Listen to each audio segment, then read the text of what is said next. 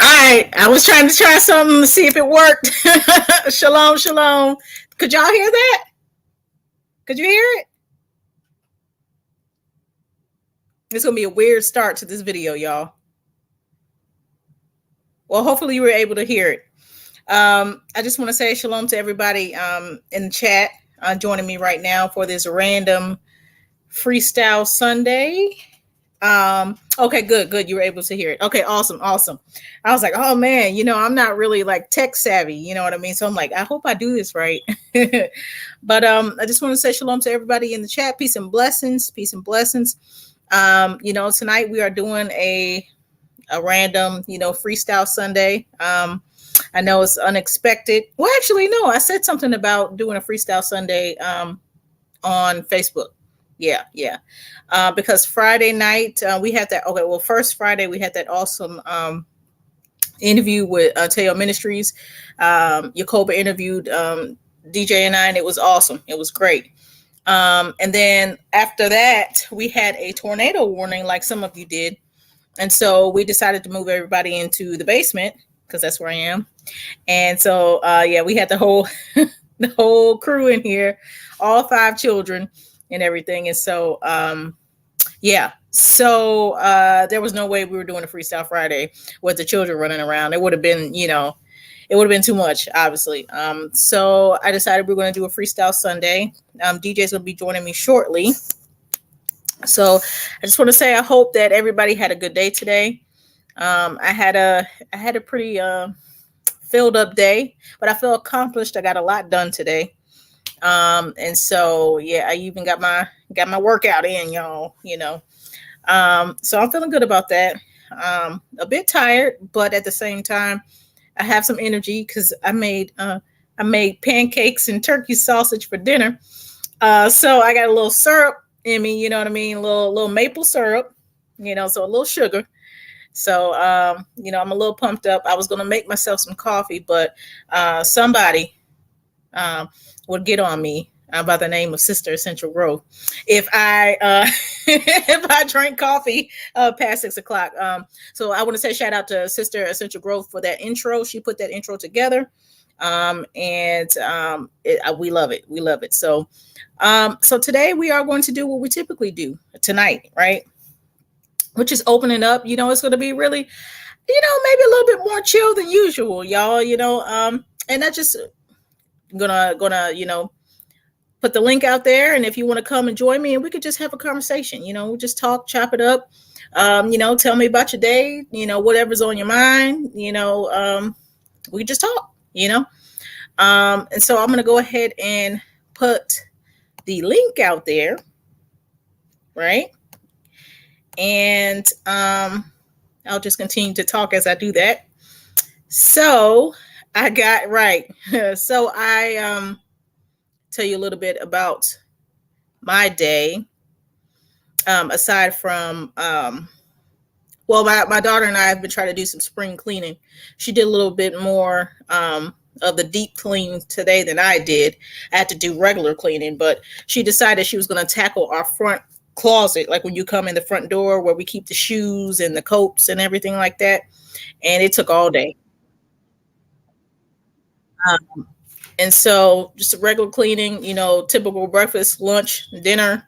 I had to do some schoolwork of my own, worked out, and then I blink and it's time to get on, So, but I found out today, because as you guys know, I am in culinary school. I found out that this week we're doing custards, right? And so this week I have to make a creme brulee, right? I have to make a creme brulee, and I also I'm going to do a caramel sauce with that. And then also I am going to make a bread pudding this week. So I'm learning all about custards this week, which is fun. I'm trying to stay away from like sweets and stuff like that, like too much sweets. And so it's kind of hard when you're in culinary school because you have to taste everything, right? And so like last week we made bread, right? Straight, it's called straight dough. So I made a baguette, I made a boulet, and then I also made a baguette, a boulet, and then I made something else, and I can't remember what it was. But I have all this bread, y'all, so I froze it. And then before that, we had to do like baked sweets. I had to do we had to do what was called quick breads. And so one of the quick breads I had to do was like homemade pancakes, homemade blueberry muffins. And then we also did biscuits. Y'all, I thought I knew how to make a biscuit, right? Y'all. I didn't know how to make a biscuit properly, at least the way the school wants me to make it, right? And so I made the dough and rolled it out. And then, I folded it over and, like an envelope.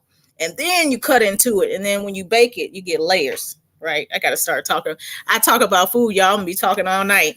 But I'm going to give me 1 second. Like I said, if you'd like to come on, we could chit chat and just talk about whatever. It doesn't. There's no pressure. You know what I mean? It's just me. And then eventually DJ and, everybody in the chat, all the family, and we could just chop it up. And so I'm going to type something out really quickly.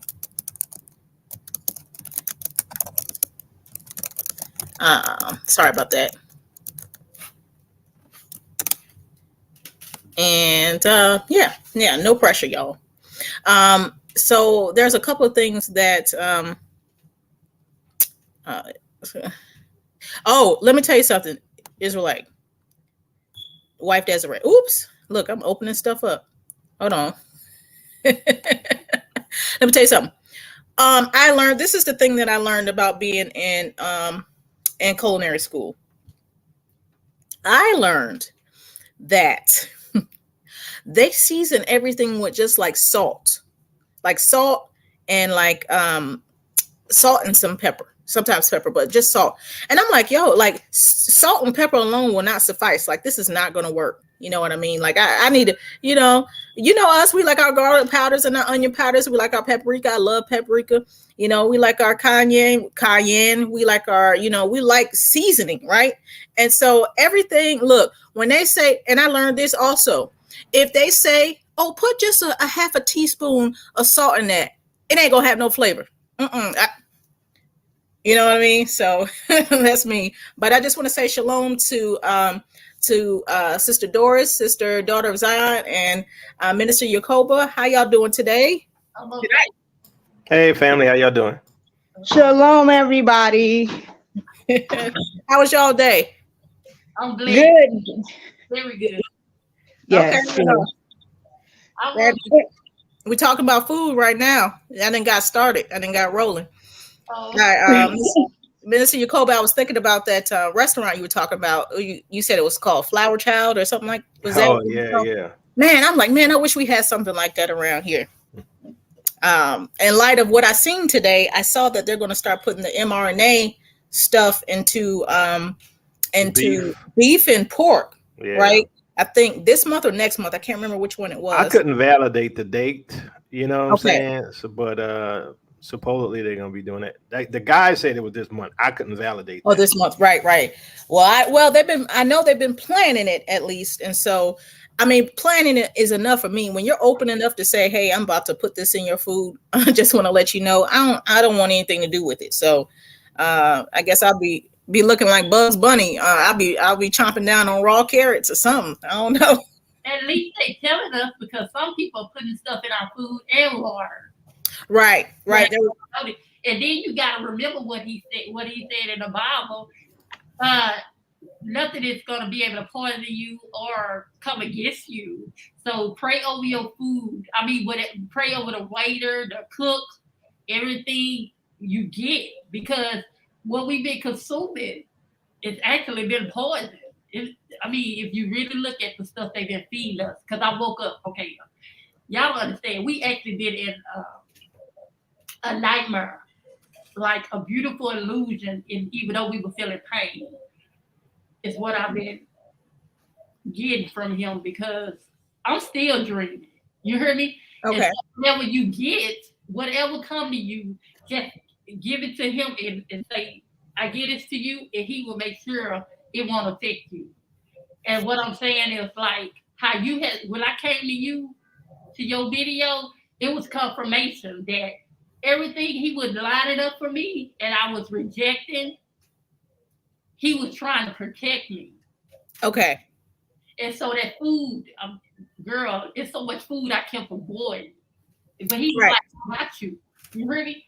Because we've been eating it since I was little. When I was 10, I stopped eating pork. Okay. Okay. Okay. That's all. Okay. And I do agree. We are to pray over everything. And with that, I would say if we know for a fact, I mean, because everything that we've been consuming has been to slow kill us, right? But if we know for a fact that they are specifically trying to introduce new poisons that are going to be detrimental to us, I believe we should avoid it altogether. You know what I mean? Just to be safe. It's like, I'm not going to, I don't know. I'm not going to eat something that I know is bad for me. If I know it's bad for me, you know what I mean? Because then I feel like that's almost testing the Most High. You know what I mean? And so, but I am in agreement with you. They have been poisonous for a long time. It's just it's kicking up to the next level. You know what I mean? Does anyone else have any comments in regards to what Sister Doris said? Well, I'm not eating meat anyway, but sometimes I eat cheese. I'm gonna have to cut that out. Okay. Yeah, cheese is well. Do you eat pasta, right? Yeah, I eat pasta. Okay. See, I like my fettuccine, so that's And lasagna, right? Yeah, and lasagna, and I make a mean veggie lasagna. So spinach lasagna. Yes, look, spinach. You got to have your peppers. I like the green and red pepper in there. Of course, you got your fresh garlic, your fresh onion. A little ricotta, a little ricotta cheese. Some Parmesan. Look. Yeah, I tried to leave the dairy alone, but it's like if you're gonna give up meat, it's hard, right? It's like you eat a whole bunch of carbs then, or something like that, or right. It's just difficult, Right. Or at least I don't eat the meat. Right. I mean, at this rate, and I discussed this with you, but it felt like it has been feeling like I have been, DJ and I have been more like turned off toward it, and it's kind of out of nowhere, you know what I mean? And so I feel like it's the Most High, like, okay. Yes, Sister Doris, I totally agree, pray over everything. And just at the same time, I believe that we should definitely, if we know they're injecting stuff, into stuff, that's going to new heights, then I wouldn't even touch it. And I do, oops, I'm sorry, wrong one. And I do, when we do eat meat, we do organic. So I buy the organic chicken, I buy the organic beef, and the grass-fed beef does taste different, but I still don't trust these folks. You know what I mean? And so there are certain things that we're not going to be able to avoid while we're here, in Babylon, because everything essentially is poison. It's just, you got to pick your poison, I guess, as they say. Yeah, they were talking about some of the cows over there in Australia, which is supposed to be grass-fed, organic, and stuff, where they, get a lot of that stuff from Australia. So it's like, they were going to shoot up organic cows. Well, you need to let me know that because it's no longer organic. Okay. Yeah, because it's not organic. Yeah. And Sister Israelite wife Desiree, I'm gonna tell you a secret. I don't know what it is, but ground turkey scares me. Now, I did make turkey sausage tonight. I bent today, and I was a little like weirded out, because I don't know what it is about ground turkey. I know it's better for you as far as if the animal is clean, right? To eat the ground turkey, but it's I don't know what it is, because essentially, I mean, ground meat, period. But essentially, what is being ground up, DJ saw something where they said that they ground up like a bunch of animals, right? And then they give it to you. And so it may not even be turkey. So but I saw today that there was again, I mean, this is getting old, but it's not, another derailment today, right? And this one, Montana. wasn't it? Well, yeah, because someone covered it, and supposedly there's some type of red substance that's in the coming from it that they don't, at the time at least, didn't know what it was. I don't know if that changed, but I'm like, yo, come on now. I'm highly concerned. I was watching another video where, and I can send it to you if you want, about the fish, right? So the fishermen are going fishing. There's like 49 fishermen, and they might catch one fish, catch no fish. I'm like, these people destroying everything is ridiculous. Yeah, I seen. I don't know if you seen a video from. I have to pull it up. I forgot the name of the guy, but basically he had a video of all the fish that are currently dying now. There's been massive fish die-offs for years now, but it's still happening. And so you have like these big, big fish being washed up. You have little fish. I mean, thousands upon thousands of them, and so, I mean, literally, if you don't believe this judgment, something's wrong. If people don't believe this is judgment, something is wrong. If you can say, oh, it's climate change, like, and be a, and be a Christian, how Christians, it's so funny. It's like they see things, but then they attribute it to just the natural, oh, it's just climate change. Like, you should have eyes to see that this is prophetic, so. It's looking real funny out here. When that happens, what I have learned is that you give praise for two reasons. First reason, that you are aware. Second reason, you can pray that they wake up, and then you've done your job, and applaud him because he gave you that. Mm-hmm. You heard me? Because I went to my elder and okay. wake her up. And when I tell you my spirit went down, because she said she believed in Jesus, and she go to church. And when I tried to tell her about Yahusha, girl, when I tell you I felt betrayed, horrible, I felt all kind of feelings. You heard me? Because I'm older. And I was like, okay, y'all made us go to church. But I'm trying to tell you, I'm woke, and they looking at me like I'm in a cult. Right. And so I had to literally come home and put on praise music because I'm woke. And he said we're gonna be set apart. He said dust your feet off. It's in the Bible. Don't give me no scripture, but he said dust your feet off to let them know you was there and you did your job, because it'll come a burden on you if you always, or you even think about them not knowing. Because I was asleep and still knew Yahushua, but my cousin kept saying Jesus, so I was saying Jesus, but he kept saying, no, you call me Yahushua. You heard me?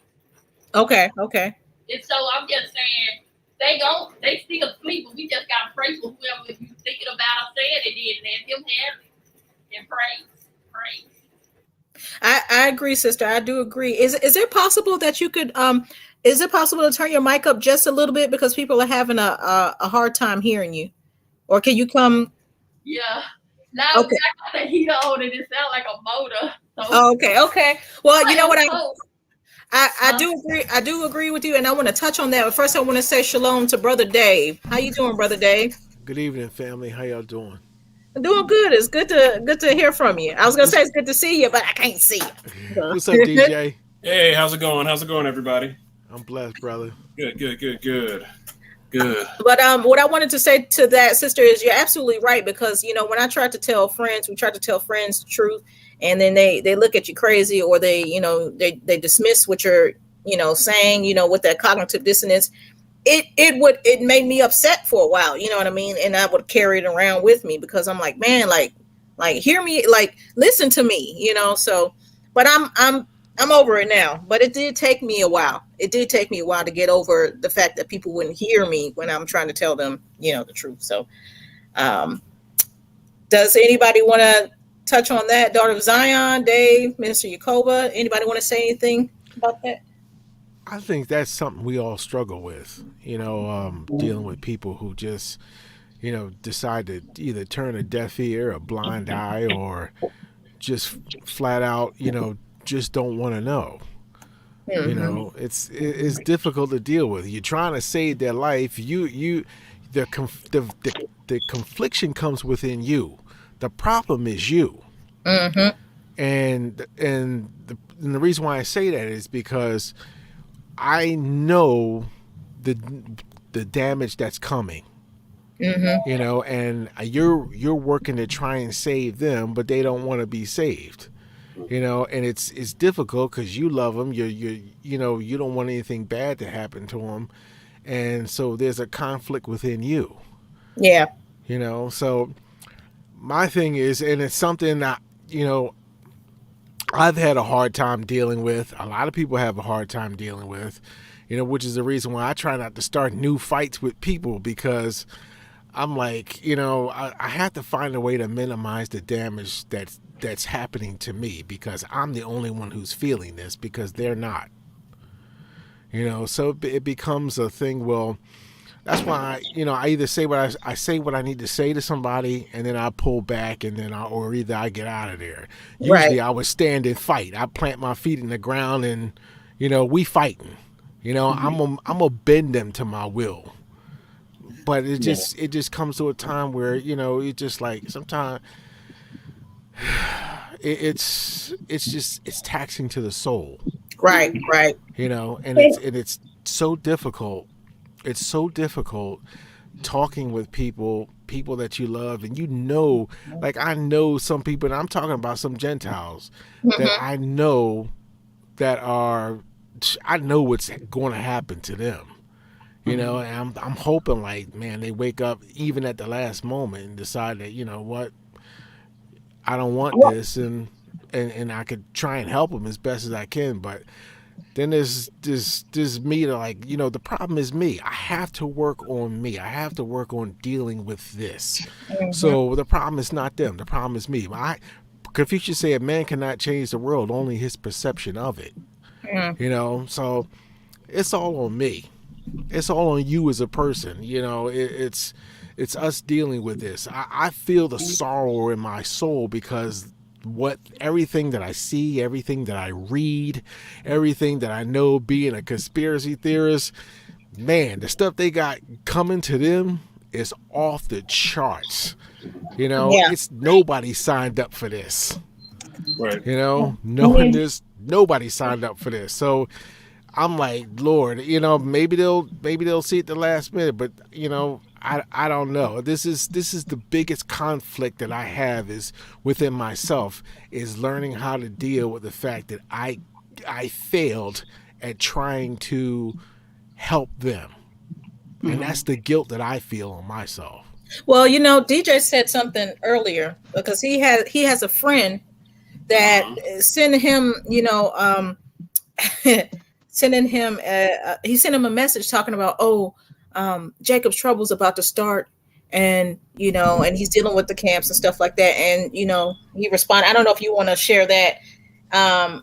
In what context? Well, the fact that you said, he's trying to tell him the truth, but he said, we're all adults out here. Well, yeah. And so if you don't want to listen, we can't be responsible, over other people's condition, because that's really the problem. The problem is, people allow themselves to be conditioned, but I remember being conditioned, and there were certain circumstances to my conditioning, but, my desire was to free myself from that conditioning. I wanted to really know exactly what the word said. And, I really asked the Most High, like, I really want to understand. And, it takes and some people might not be humble, and we can't, take responsibility over people. And that's what I was saying, we're adults, if we don't agree, you know, I'll agree to disagree, and time will tell exactly, you know, who's correct, you know. And another thing real quick is that when people are content where they are, there's nothing you could do or say to them. For example, my dad, I love him, and you know, we had a rough relationship for a very long time, and it's gotten better. But I told him about the truth, know that we are the Israelites, and you know, those people over there aren't the real people. And his conclusion to me was, well, if I truly am the Israelite person or not, it doesn't matter. My soul's salvation is the most important thing, and I'm going to continue to look at those people over there until otherwise. And I'm just like, snap. Yeah, Okay, so I did my part. Maybe I didn't articulate it well, or maybe I didn't know scripture. Like, no, Minister Yacoba, shout out. But I mean, I did the best I could. What else can I do? And I agree with Dave. You feel bad, like, snap, maybe I could have said more. And all you can do is pray for them. yeah, that's all we can do. And you know, if the Most High, if they are in relationship with the Most High, they're close enough. The Most High will reveal it, reveal the truth to them if they want to hear it. Like, you know, I tell you this. I believed in the rapture, you know, the pre-trib rapture for a long time, and the Most High, you know, when I would read scriptures and try to see it from see it from their eyesight, you know, sometimes I just get like little red flags or little weird feelings, like, man, I don't know, I'm trying to make it work, you know, because something seems off. But the Most High never, you know, gave me a word on it, but you know, just little feelings here or there. It wasn't until I asked him and I said, Father, something don't seem right. I don't think it's going to go down the way I think it's going to go down. And then, I kid you not, within maybe a week or so, that's when he revealed and opened it up that it wasn't true. And so sometimes we want to hold on to things, and we don't really want to know the truth until we get to the point where, you know, we change our minds and we're like, okay, please tell me, you know. But I want to say really quickly, shalom to Sister Samora. Did I say that right? Yes. How you doing, sister? I'm doing great. Thank you. Okay, right on. You said you're coming from Africa. What part? I'm in Egypt right now. Oh, okay. How long have you been But I there? was in Dar es Salaam. I've been in Egypt now for almost 2 years, and I've been in I stayed in Dar es Salaam almost 8 months. Okay. And how was it being in Tanzania? I love Tanzania. It was good. It was some problems or whatever because it's expensive. Okay. And yeah, I'm gonna just leave it like that. It's very expensive. Okay. So what made you decide to go to Egypt? It was different things that expired and came about, but we was led here. It was like about 20 to 30 of us here. Okay. Yes. Okay. Sister Doris, you said you had a dream that you wanted to share. Oh no, I shared with you, but I was trying to help my family because of the dream I had. Oh, okay. I see.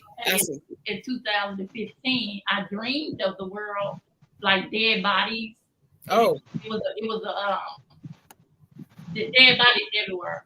And before the dead bodies, it was a big old sun came out, and everybody had free TVs. They were getting, the government gave people free everything, money, TVs, everything, and run around. So I was coming out, and I was like, "Ooh, this don't feel right. Why they giving all this out?" And then they would say, "Jesus," and then Jesus' voice came in. That's not me. And when he said that wasn't me, I saw dead bodies everywhere, and I was like, "Where am I?" And then I ended up in not a wilderness. It was like one of them You know where it's lakes and lots of trees. Okay, like a forest. I don't want to call it a forest because it looked nice. I don't want to.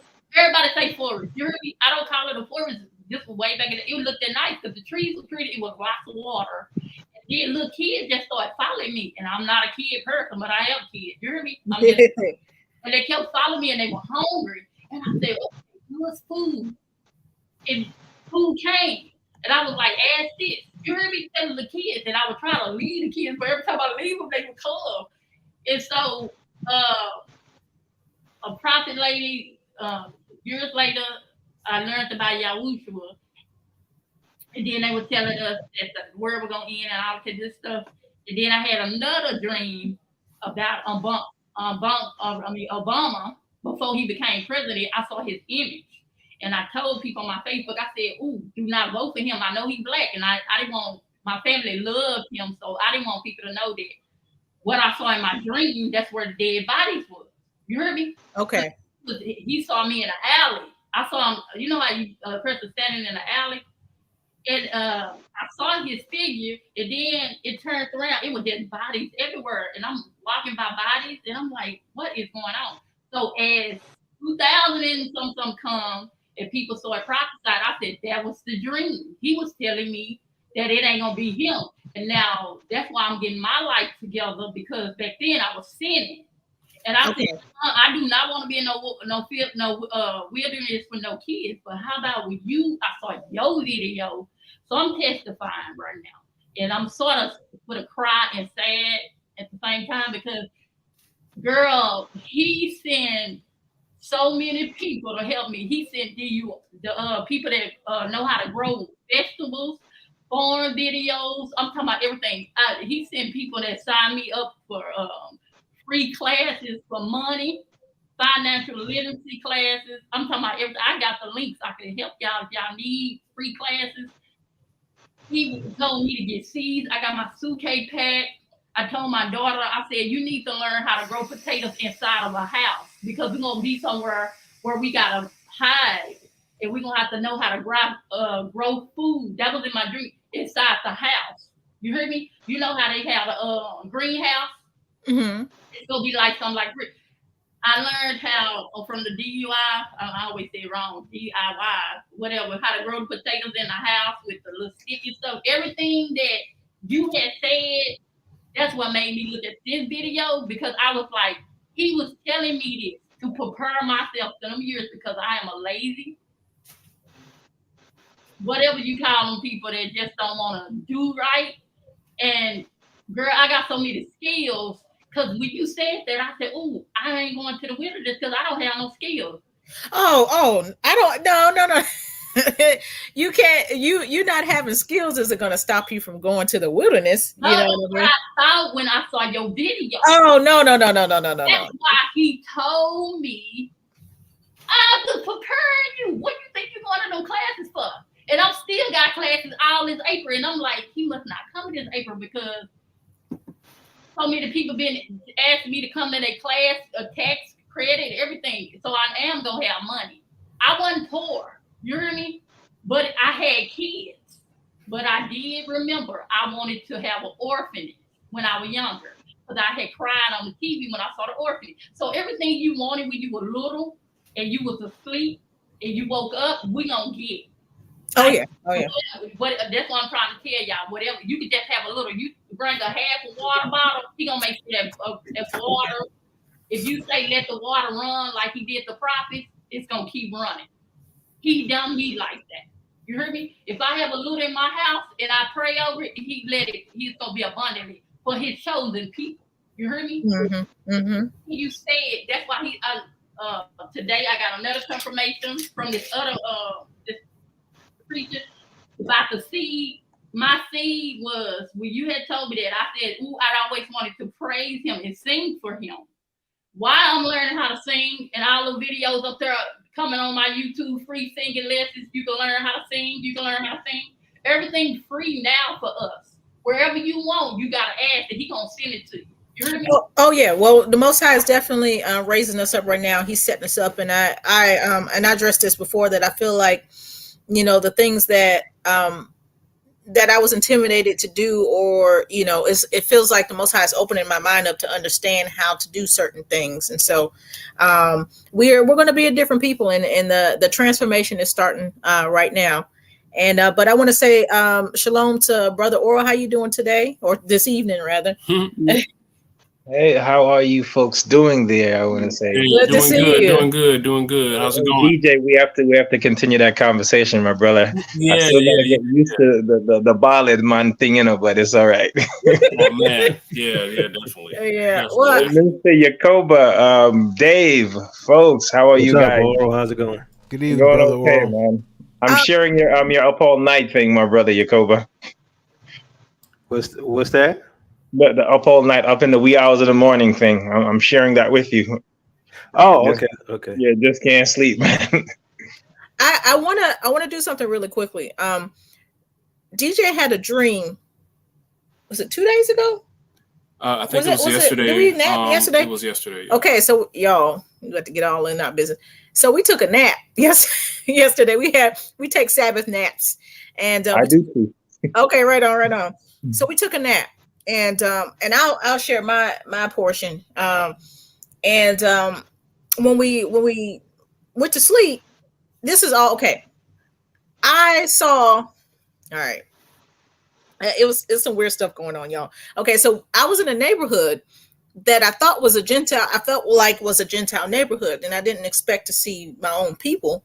But I had a house, and then I had a house next door to that, and then I had neighbors. Like I was a little nervous, like I don't know, if I'm gonna see any of us. But it happened to be that my next door neighbors were Hebrews, were Israelites, right?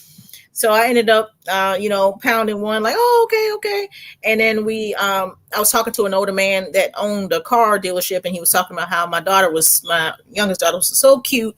And, if he took her to work, he was an older guy, if I took her to work, I'd make some sales, because she was so cute. And somewhere in that, I don't know how I went to this, but I saw a circle. And in the circle, it was like an indentation. And in the indentation, going like from the bottom up, it said evacuate. And it was totally out of place, but I don't know if it was just my mind, like because I've been thinking and stuff, but I saw that. And then I don't know if I want to talk about the inside of the house because so y'all might laugh at me, but I don't know if this has anything to do with anything, but I was in one of the houses, because we own both of them, and there was a blue, should I tell? There was a blue baby like rhino. Oh, that's the rhino. And it was a blue baby rhino, and it kept like chasing me around the house, and it wasn't like running fast. It was just like trying to like play with me, and I'm like, what? And it's so weird. I jump on the couch, and it try to like, keep me on the couch, and I get off. Randy, I'm trying to hold my laughter in as you talk about the blue. I know. It's so random. And it's just like this little baby blue rhino, and it's chasing me. And I'm like, oh, and I'm not afraid, but I'm annoyed. I'm like, can you leave me? It's like it was almost like it was a puppy. You know what I mean? I'm like, man, can you leave me alone? And then I woke up. And so when I went to the kitchen to make some coffee, after our nap, and I came in a room and I was like, hey, you want some coffee? And he was like, yeah. And I was like, oh, it's already ready. And he was like, I had a dream. He said, I had a strange dream. I said, does it have to do with anything about the word evacuate? And he said, I'll just tell you the dream. And I said, okay. And so I want you to tell the dream that you had, because I think his is much more significant than a rhino chasing me. I don't know what that had to do with, but. Well, there's some random parts in this dream too that I just haven't figured out what was going on in it. But basically, I'm also in a house, kind of look like our old house, in South Village, and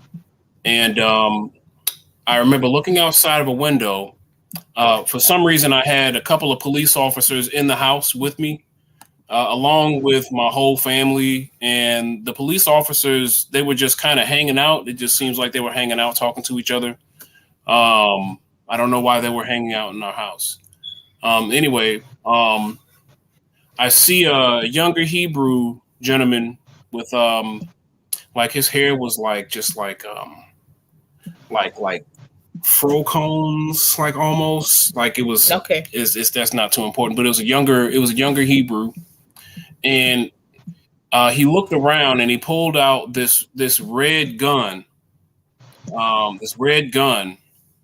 and it was a big pistol. It was a big pistol. I don't know. I think it's like a Desert Eagle. It was a big one, and he let off some warning shots, and he ended up, running away. But then he came back to try to see if to look in our house to try to see if anyone saw.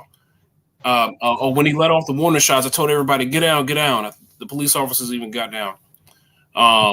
And that's when he came back looking to see if anybody saw him let off those warning shots. And he peeked in and seen that I did see him. So I knew he was about to try to come back in the house to do whatever.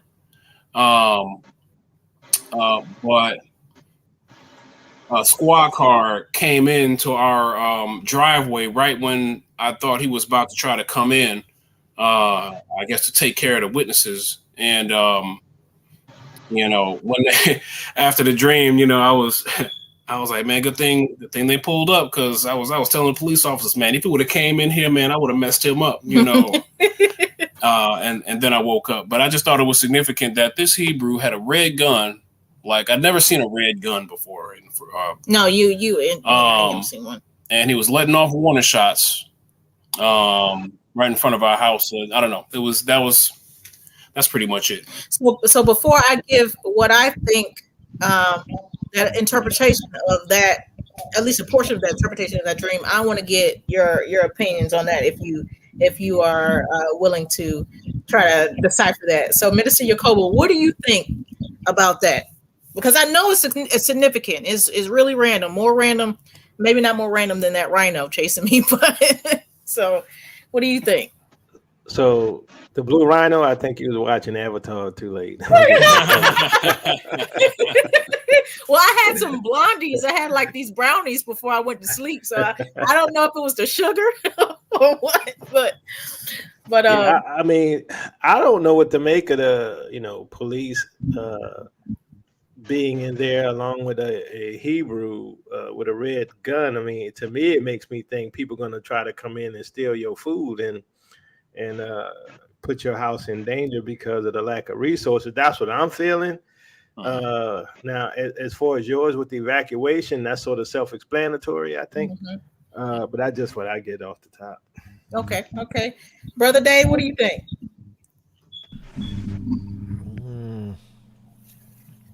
I'm with Yacobo on this one. Okay.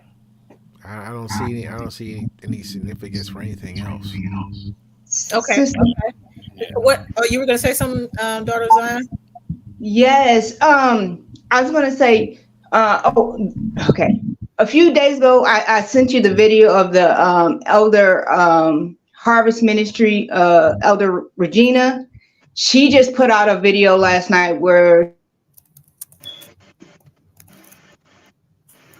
Oh, you went out. Oh, God.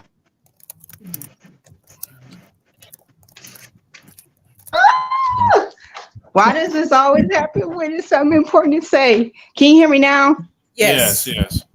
Okay. She put out a video saying that the Most High is going to start bringing people closer to the point of where he's going to gather us to have us basically leave in a big group.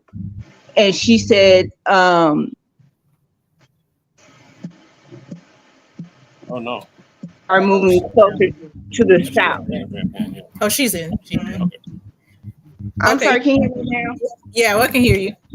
Okay, yeah. So basically, when you said that evacuate, it made me think of the video she just put out about how the Most High is going to have people regather closer together, and it's going to start having basically like small groups to regather us to do it in order, because he's not going to have us just the way she said it was. He's not just going to have us going which way where we going, when we gonna start this, like he's already in the process of, and he's gonna speed that process up. So when you said that, it made me think of her video that she put out last night, and I will send it to you too. That's all I want to say. Okay. Oh, and she said and she also said the state he told her was the state of Georgia. Okay. And I land my plane. So Brother Eric Tinsley? Okay, so I thought the rhino was something political, so I thought it had to do with like a because it was blue. I thought it had to do with like the Democratic Party or something. But then I looked up what animal, or whatever is the symbol for the Democratic Party, and it wasn't. So right. So is that so? Can anyone else confirm that? But the rhino. May I say something? Yes. Yeah. Now the Democrat is a donkey. It's a blue donkey, and the Republican is the red elephant. But honestly, as soon as you guys told me, and the fact that you both are married and you have these kind of like the yin and the yang, I thought it signifies some kind of civil war happening. Yep. Is what I, as soon as you mention it and I listened to both your dreams, that's what I got from it. Right, and that's what I thought too, because the Hebrew is standing in the middle of the street, and he's holding a red gun. Oh, he was right outside. Yeah. He's right outside the window holding a red gun. And if you think about the people that don't have sense in regards to this whole, situation that's happening, that's just a deflection and a distraction. But still, the people that follow Trump and that worship him, these people are crazy over him, and they have the face of the man. So they have a Hebrew that is the face of this whole thing. As far as indicting him and so on and so forth, and so when he said there was a Hebrew standing there with a red gun, I felt like we were going to be the reason for their pop off. You know what I mean? Right. Because the scriptures, and you brought this out, Minister Yacob, will talk about they're going to seek for our guilt and not find it, right? Oh, it also made me think of that video you did, Brother Yacoba, about painting the target. I forgot exactly I think that was the name of the video, or that was painting the target. I'm gonna tell you what Oral just said, and what you all are saying. That makes a lot of sense. That the red gun represents the Republican Party, but it's in the hands of a black guy because he's going to be the face of the Civil War. Yes, but they're using that as a means to attack us. That make a lot of sense. But and the thing that the police officers, DJ told me, and he didn't really I don't think made this really clear. He said that they were in our house, but they were kicking it with us. Like they were just chilling. He said he thinks they were in their like police coats, but they were like chilling. And so it wasn't, It seemed like they were off duty. I haven't really figured out what that was about, to be quite honest. I feel like we're going to be protected in a sense, because now, and police can symbolize, it doesn't mean that it's literal, but symbolize protection, right? Or, I guess depending on who you are. Right. They're protecting your family, yeah. Right. And so they're in the house with us, and he lets off the shot. And then when he comes back to see who saw him, and he sees DJ saw him, and he's approaching the door, another squad car pulls up into our drop. You get what I'm saying? So I knew it was significant. The phrase that I thought of when I got up and thought about it is like, basically we're gonna be experiencing some kind of they're gonna try to search for our guilt. There might be some persecution or blame on us for whatever is gonna happen. With whatever kicks off this supposed alleged civil war that they're trying to. So do y'all live in a red state or blue state? We are in Michigan, and so this is a red state. It's a blue state. Okay, so we literally have zero to do with politics. So we I don't know. Where we at? Yeah, but typically Michigan is a blue state though. Okay. Yeah, but I'm sorry. What I was gonna say real fast. What Yacoba said, Minister Yacoba said a while ago. To me, it makes perfect sense. Is if the black guy is the one to be the face of it, and the fact that he's coming at DJ, that says that's significant as well. Mm-hmm. Yeah, that's what that's kind of what it was interesting that it was a Hebrew, and you know how these things work on TV. Oh, okay. So he said this. Okay, so he cleared it up. Okay, so brother Eric, I think I understand what you were saying. So there's a political term, rhino, Republican in name only. And so I'm telling y'all, that's further confirmation for me. Yeah, this little blue rhino. Okay, and the crazy thing was, in his dream, we were in the house. In my dream, we were in a neighborhood that I thought was a Gentile neighborhood, and I wasn't necessarily comfortable until I seen my people, and I'm like, oh, okay. We were in a house too, and the thing, it was like at first it was chasing me, and it wasn't touching me, but then it started to nudge me in my behind. You know what I mean? And it didn't hurt. It was just annoying. And I'm like, man, like, and I'm doing laps. I'm doing laps because it won't leave me alone. So, I look, y'all. Look, let me tell you something. I'm gonna be straight up. Y'all know, y'all might know my personality by now. I'm funny. At least I try to be funny. But look, I ain't on no type of hallucinating type stuff. I ain't doing no meth, crack, coke, nothing. I'm telling you. So right. So I don't know what that. It was significant to me because it was so random. You know what I mean? So unless it was the brownies. I don't know. I think it's as the Bible said about us dreaming dreams, young people having visions, so on and so forth. So I think it is significant. And the fact that you live at night and you have the person representing the fact that you guys. Oh, you're kind of breaking up, brother. Or you're fading. How about now? Oh, you're good. You're good. Okay. What I was saying, I think that's significant because you folks are linked because you're married, and the fact that of all the things you both remembered the vivid colors.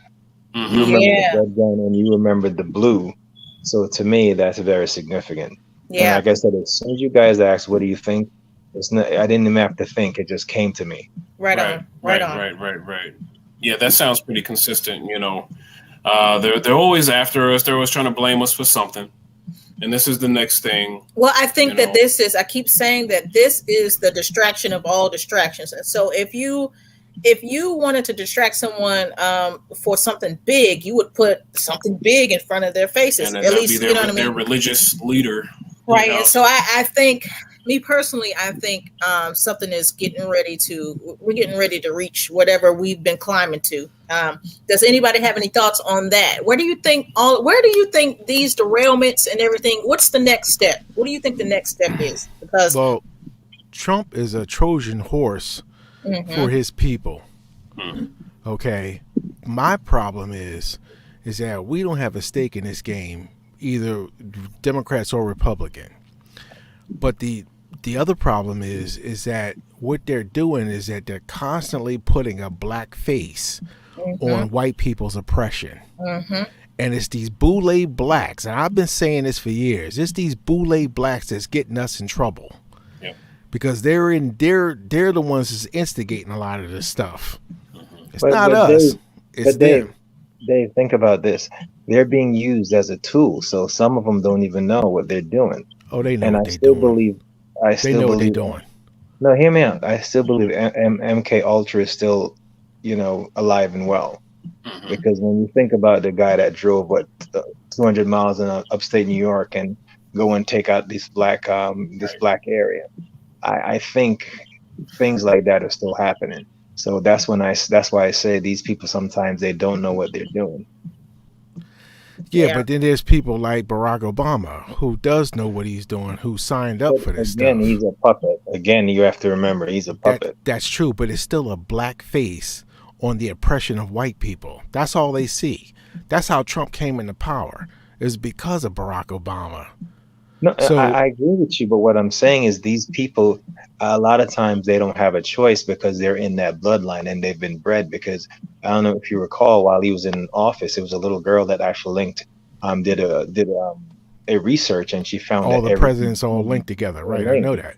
So what I'm saying is that he was already, because remember, we don't elect the president; they've already been elected. So the powers that be said we're going to have him here, so he's just a puppet, like all the other ones. Right, that's true. That's true. And also, but these puppets are getting us in trouble. No, they're not. They're not getting you in trouble. You are covered. You are protected. And the people that are blind, if they don't realize, they're the ones that's going to get in trouble. This is all according to his plan. As long as you on this line with these people and you are calling on him, you are protected. It's going to play out. Those people going to burn. Those people are going to be left here and be judged with the rest of them. Either they going to burn or they going to submit to God. He said you're going to have, this today, you're going to have a choice.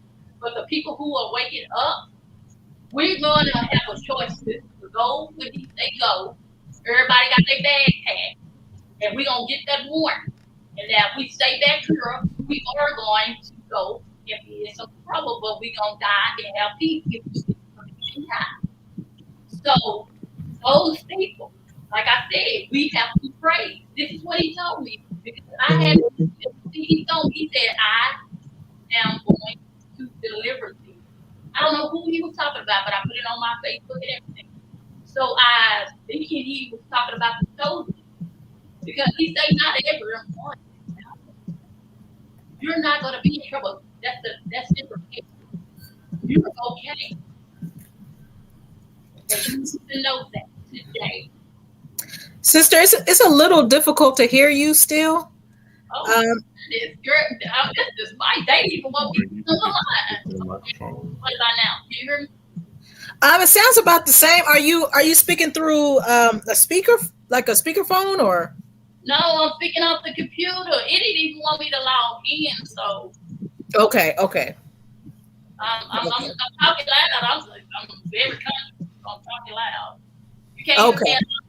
No, I can hear you. It's just you sound like you're talking a little across the room, a little ways off. Right? Distorted. Can you come closer to the computer? Yeah, I can get right here. Can you hear me now? Oh, that's better. Yeah, that's much better. How far away were you from your microphone? Oh, just on the couch. This is a Mac computer. It's right here. I'm sitting on the floor under the computer now. You from the left? Oh, okay. Right on. So, is there anything on anyone's mind that they want to talk about? It's real. We chilling out today, y'all. So I'd like to talk about the flee or stay. Okay.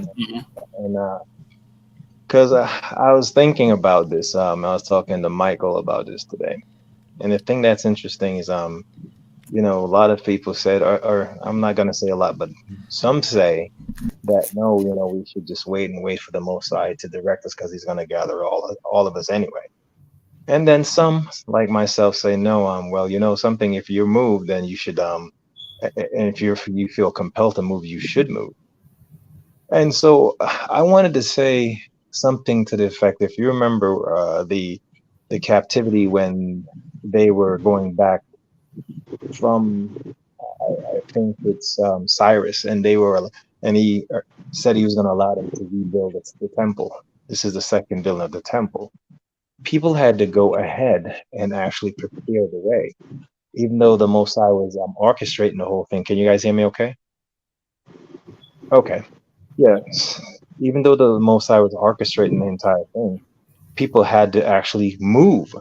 So I look at it this way: when people say, "Oh, well, we shouldn't flee," some people has to go ahead and actually prepare the way. And they actually, if you remember what part of the scripture said, they'd have a shovel in one hand and a sword in another hand. So they were actually physically doing work. So the fact is, some people are going to have to go ahead of others to prepare the way, and then then everybody's going to come. So that's the way I look at it. When people get on Yakoba or other people that say, we should look to leave soon, and then when you see something like this, another derailment, I mean, it's just crazy. I mean, how much derailments and how much of like the Pacific fishes are dying left and right? How much more signs do you need to see to know that, okay, you need to at least have preparation? Right, So right. I just wanted to touch on that. Right. And you know what, Brother Oral, I totally agree. Like I told you guys long time ago, I got the urge to pack. It was the middle of last year. And or maybe it was the fall of last year. I got the urge to pack, and like I said, I was sitting in the middle of the floor, and I'm like, yo, like, am I crazy or what?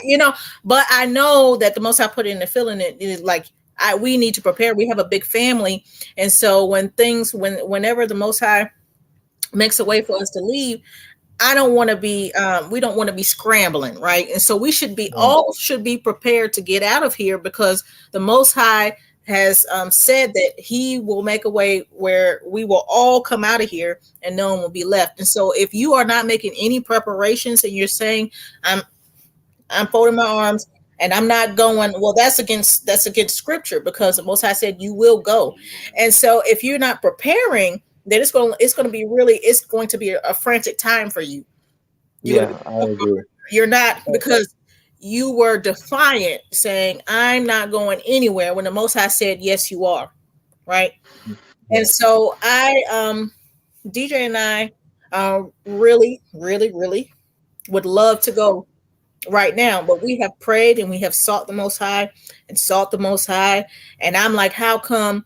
Well, I'll tell you this: the Most High told us to wait, and I'm saying, and I had to get over myself, because for a couple of days I'm like, how come other people get to go? I felt like a 5-year-old child. How come they get to go and we can't go? You know what I mean? Like, really, that's what I mean. Right. I was kind of, I don't want to say kind of upset, but I was kind of like, no fair, but the Most High, are we in a position to do that right now? Technically, no, not really, because we could take what we got and and the money that we have and go with us and our 5 children. But if we jump the gun, and the Most High saying, hold on, then we might end up in a situation that's not a a good situation, right? And so the Most High we prayed. Matter of fact, we prayed, and someone else shared something with us and said, hey, I think this is for you. And it was a picture that she made. It was such a growth. It was a picture, and it said waiting room. Yeah. And I said, the Most High keeps telling us to hold on for a second. And so if the Most High has put in you and you have the means to go, if the Most High is leading you, then you go, you walk with the Most High, right? You just go. But if he is telling you, like he's telling us, for whatever reason, sometimes the Most High, he don't look. Well, here's the thing though, because even though I'm preparing, because I can't leave right this very minute. Okay. First of all, my family's not on board with it, and secondly, I still have training that I have to do before because the way it happened for me is the Most High opened some doors for training and other things that would be a viable skill set back in the land, and at the same time he closed the doors for the skills that I have now. And so for me, that's a sign. Okay, I need to get the training. So right now, if someone say, can you go right now? I'd say no way. So my exit is not this very minute. Right now, I still have to get this training that I signed up for, get that out of the way. But it's just I'm preparing and I'm moving towards the direction to leave. Right. And also, what I was going to say is this. I think what happened with a lot of people, when they look forward and they think, oh my gosh, it's so raw there. I'm not going to have my, I think Jacoba might have touched on this. You're not going to have your DoorDash and your Home Depot and your Walmart, like literally at your fingertips. Then sometimes people get discouraged. And I think it's kind of like what happened with Lot's wife. When they were supposed to leave, she was looking back and thinking in her mind, all the luxuries that I have, I'm not going to have it right now. I don't even know where I'm going to go. And so I think a lot of times that stops people from even thinking about leaving, because it fears that they get afraid and they say, you know what, it's not going to be that bad. And their minds start trying to talk them out of it. And I think a lot of us suffer from that. Yeah, yeah. And you don't have to, just because you don't have the means right now, like you said, it doesn't mean that you don't prepare, because the Most High said you're going to leave. Yeah, Whether like Minister Jacob was saying, we might see some stuff, we might go through some stuff, but whoever survives, whatever is coming, whether it's a situation where we're in danger specifically, whatever the case, we might see some stuff, and I really think that there's going to be, like I always say, there's going to be some type of catalyst to our birth, which is going to be something monumental. um, Within that realm of things, I believe that's when the Most High is gonna the light's gonna shine on us, and then Isaiah 60, and then the door's gonna open so that we can all come out of here. And so, just because you don't have the means right now, it doesn't mean you fold your hands and say, "Well, I'm not." Well, exactly. you have to be prepared according to the prophecies, right? And so, does anybody else want to speak on that? Minister Jacoba, is it okay? Sister Doris, I see your hand up. Would you like to? Yes, I was gonna say it's not your will, it's his will. And if we do leave, you still here, you need to just be aware that he says go to the mountains and hide until the tribulation time is over. It's something like that. This lady, Sister Carrie Ann, he prophesied that some people not gonna want to go because they're not gonna be ready, but he's gonna still give you time to hide. You heard me? Because once we start loading up and leaving, because we are going to get us a wealth transfer, it's people going to give us money. Because I told you, I had people I had to take care of, and he been lining my classes up too. I told you I have a lot of classes that I just think I'm not humanly able to do it. But it's not me, it's his will. So if you got these classes and stuff, and you tell him, give me mercy, and you ask him, say, give me knowledge, wisdom, and mercy and peace while I'm going through this, and so I can hear your voice and your spirit, so I can be on your time and not my time, he got you. You better just line up everything with his time, his spirit, everything. Because he know you love you. He know your heart. He know your people. You line up with his will. Because you can't say what you want to do, then you'll be over there with Satan people. And then when they try to get you to get that thing in your hand, you won't get your wealth transfer because the bank's going to be closed and you're going to have to get on 6 hotel or whatever. So what you working towards? What are you working towards? Are you working towards his kingdom or this world? Right. This world money ain't crap.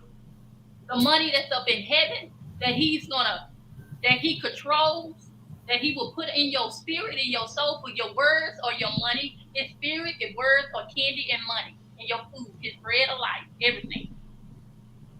So the only thing I'm just telling you, just make sure he's in that plan about you leaving. Oh yeah, I'm sorry. I'm sorry. You can't have no fear, because he ain't up for 2 Timothy 1:7. That's my favorite. You can't get nobody that got fear, because you gonna have to be leaders. Y'all men gonna have to be leaders. And we women gonna be priests. Y'all kings, we gonna be the household trying to bring up the seed. You hear me? So you're a man. Whatever you don't be Job friends and be like, oh, he did this, he did that. I always keep your faith up. Whatever you go through, keep your faith up, up, because it's hard. This world ain't nothing. Put him first and you won't even be last. Right. Always. And would anyone like to? Anyone else? Personally, okay. I can't wait for this to be over. I can't wait for this country to get annihilated, because people don't understand that Africa can't rise unless America goes under. So in order for one to rise, one has to fall. So I personally can't. I can't wait. Especially when you start realizing, and the more I read, and by the end of this year, they plan on having that digital currency system in place. I don't want to be around for all this stuff. It's time to get out of here. I'm just waiting for the Lord to say, all right, the ships are coming, or it's time to get out now, and he opens that corridor. I'm out. Cry out to him. cry out to him. But the thing is, people need to say in their minds, I want this place destroyed. You know, we have to force it. It has to be destroyed. It's going to be. Well, yeah, because you know they're going to keep killing our presidents over there in Africa if it doesn't. You know, the United States is an existential threat to Africa. So I can't wait for it to be done, because when it's done, then I think it'll be a little bit more peace on the earth. But the United States is the greatest terrorist organization that ever lived. Well, and that's why the Most High is cutting it down. I mean, see, you know, you said we should, you know, pray, or everyone needs to pray against this place. But you know, the Most High, He really is moving right now, and He is chopping this place down. I mean, if you think about it, and we all know this we woke up, and the next thing you know, on mainstream news, they're talking about the fall of the dollar, the crash of the dollar. You know what I mean? And so the Most High is chopping this place up at a rapid rate. And since, you know, like I always say, since we know that its ultimate destruction has nothing to do with us, we know that the Most High is going to open that door for us to all come out. And so I have confidence that the Most High is going to do what He said He was going to do as far as eliminating this place straight up. So everything that the Most High has said is coming to pass, every single thing. And that's what keeps me motivated, is that every single thing that He spoke is here, except, you know, we haven't left yet. So, I mean, as Isaiah 66 talks about, shall He cause, you know, Zion to come and labor and not deliver? Right. Well, you know, He's going to do it. So, you know, I'm not worried. And I think, you know, for those who are led, you know, they're supposed to be obedient. If you're led, be obedient. If He tells you to stay, like you said, Sister Brandy and DJ, He can tell you to leave. He can tell me to leave. So we stuck right till He tell us to go. But I think He's near. I think He's coming to get us soon. Oh, absolutely. Because I mean, if you look at, everybody can see it. Even the people that have no idea what's going on, and they're losing their minds because they're like, oh my America, oh, what's happening to our country? You know, everybody can see it, feel it. I mean, it's visual, you know what I mean? And so you got, you know, 4, 5, 7 derailments happening in a week. And, you know, on top of everything else, on top of them talking about now, these other nations are saying we're going to trade in our own currencies. Okay. You know, how stupid can people be to see all of these trail derailments in like a month and a half time, yes, and don't think this is by design? Right. Yeah, I don't. Hey, Yakoba, Minister Yakoba, I'll tell you why. You know why? Yeah, Minister Yakoba, you know why? Why? Because there ain't no 400-year prophecy. Hashtag ain't no 400-year prophecy. We gotta look. I thought he was gonna hit you with like something, you know, like a very you know, long answer, and you know, precisely. You know. But I want to say something really quick. I apologize. 2 things. Brother Elia wants to ask a question, and then Sister Samora wants to share a dream. And so, Brother Elia, how you doing? Shalom, shalom. You gotta unmute yourself. Brother Elia, Brother Elia. Oh, should I? Can I? Yeah, you unmute him, Brandy. If you can. There you go. There he is. All right. Brother Elia, are you there? Yes. Can you hear me? Yeah. Sorry, it took us a while to get to you. First, I'd like to say all praises 100% to the Creator Yah as in hallelujah. Peace and shalom to all the black people, aka the Israelites. And if you can read those 2 verses, then I can ask my question. It's a salvation question. Okay, so you would rather? Okay, we can do that, or you can ask as I pull them up, really quick, because it's going to take me a second to. Get there. I can quote it for you. It's 1 Peter 3:15. I'm sure many of the listeners are familiar with it. It talks about your sanctification, and it says to be ready always to give an answer to any man that asketh you the reason of the hope that is within you with meekness and fear. And in 1 Corinthians 15 says, if Christ be not risen, then your faith is in vain and you're yet in your sins. Right. Okay. And so the question is based upon Luke 24:46, and the words are in red. So this is Christ speaking. It says, and he said unto them, thus is written, and thus it behooves Christ to suffer and to rise from the dead on the third day. So my question is, did the Creator Yah in the law and the prophets, to any of his prophets, ever give a prophecy to any of his prophets to give to the children of Israel, Christ was to rise from the dead on the third day? Well, there are scriptures in the Old Testament that talk about his resurrection. Are there not? Well, no, I read here where it says, Christ says, it is written. So where is it written that Christ would rise from the dead on the third day? Did the Creator Yah say these words? Did these words proceed directly out of the Creator Yah's mouth, or is he putting words in Yah's mouth? Okay. Okay. And the reason why I asked that, if Yahushua said that it is written, then it is written. Now, there are Psalm 16:10. Thank you, Minister Yacoba.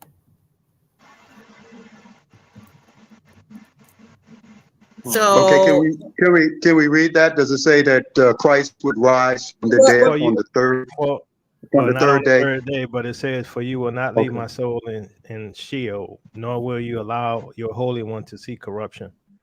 So that's dealing with the resurrection. So he did not say. So the Creator Yah never said that Christ was to rise from the dead on the third day. Is that correct? Well, we don't know that. Well, we have to be careful. Right, and we do have to do research. We have to be careful of that because the Catholic Church gave us these 66 books and said, okay, this is all you can read. And so there are other books, right, that we weren't allowed to read. And so are you saying in the canon that they've given us, he didn't say it, or do you know for sure that it was not said? No, what my question is, where is it written? Where did God say these words, Christ to rise from the dead? You could also look at Psalm 22:13. I think it is. Is it Psalm 22:13? The one where he says, "On the third day he will raise us up, that we may live before him." Well, that's a prophet of Yah, Hosea, in the 6th chapter. Yeah, it does say that. Yeah. Yes, you're starting to break up, brother. You're starting to break up. If you can hear me, it says that he will raise us, talking about the black people, the Israelites. We would rise. Also, it can refer to Christ, because if you go to Genesis 49, you have the prophecy of Judah, and it talks about how Judah is going to rule and he's going to be king and he's going to tread upon the wine, which is what we see in Revelation. He tread upon the blood of the people. So a lot of times it's talking about Judah, but it's also talking about Christ as well. It's talking about us. It's also talking about Christ. And this is a teaching that I was thinking of doing in the future, is one where there's a sort of a symbiotic relationship between us and Christ. Not saying we're Christ, but if you look at it, okay, Christ died, right? Israel died. Christ rise, Israel rise, right? Ezekiel chapter 37, right? We're dry bones, then we're resurrected, we become a nation again. Christ rules, we rule. Bible says Christ is the light of the world. It says that we are supposed to be a light of the world. So there's a sort of a symbiotic relationship there, and I think it's because we are part of the family of God. So. And Yahushua says that or in the word says that he's the first fruits, right? And so of many, and so we are essentially, we follow him, as far as his resurrection. So, but yeah, I'm sorry, Minister. Yeah, I don't know. I must have got dropped. But yes, no. Yes, in Hosea, it does talk about because someone said, what we must do, because we are headed to the wilderness soon. So yes, we will rise on the third day. And you remember the children of Israel, when they went to the wilderness after leaving Egypt, there was a controversy in which there was a golden calf that represented the gods that they worshipped and learned in Egypt. And most of us just woke up to realize our nationality, but our nationality as Israelites. But once we awaken, what are we to do? The reception is really bad, brother. Yeah, it sounds like you're about to disconnect. Okay, can you hear me now? Can you hear me now? I think it sounds a little bit better now. Yeah. So I'm just curious. Exactly, what point are you trying to make exactly? As far as your question and salvation, I'm just curious. Exactly what are you trying? Yeah. Okay, earlier someone mentioned about how when they would try to witness to their family members, and the family members would not take heed to the salvation message that they were Israelites. And what I'm saying is that many of us are just woken up to our nationality. Once we've waken up, we must return to the Creator Yah and to keep the commandments, the first and the second commandment. And the children of Israel were tested on this point when they were in the wilderness, as we will be tested. Are you moving around, or are you traveling, because you're cutting in and out? No, I'm not moving around. I'm stationed. But we were tested in the wilderness, our forefathers. So we too are headed to the wilderness for a similar test. And most of us were Christians, and we learned to follow the Son of Mary in the Christian church. And now that we're woken up to our nationality, we must return to Yah only, keeping the first and the second commandment. So are you saying that because people believed in Jesus, that if they believed in Jesus, that they don't have salvation? No, I was saying that we learned to follow the Son of Mary in the Christian church, but now who's the Son of Mary? Who's the Son of Mary? Well, they call him different names. Jesus is one, Yeshua, but he's known universally as the Son of Mary. Is he not the Son of Mary? Well, I've never heard. I think what the issue is with the Catholic Church was the worship of Mary, not. No. I'm not talking about the worship of Mary. I'm saying that. Well, let me ask you a question. Let me ask you a question. Do you believe in the redemptive power of Yahushua's blood? Do you believe Yahushua is the Lamb for us, for our sins to pay? I think that's the question I want to ask. Okay. All right. So the way that Israelites are saved, right? And I can show you many scriptures. Can I go to the scriptures and let? No, wait. I would like you to answer a yes or no question. Yes or no? Does Yahushua save us from our sins? No. What'd you say? Can I go to the scriptures? I said no. Can I go to the scriptures?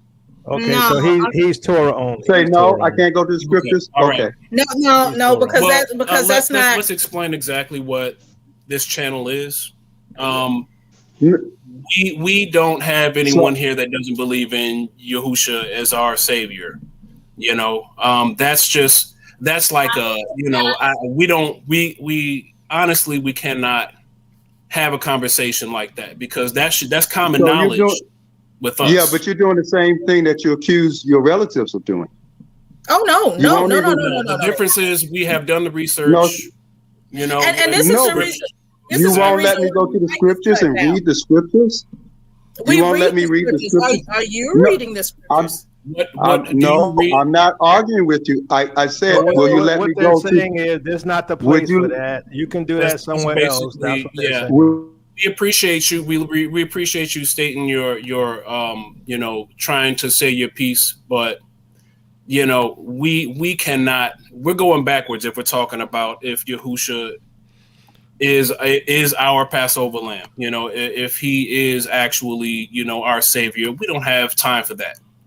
Look around. Look at this country. It's burning up in flames. And everything that Yahusha said that was going to happen has happened. Okay. So now I think he left. Y'all, now it's not clapping. Okay.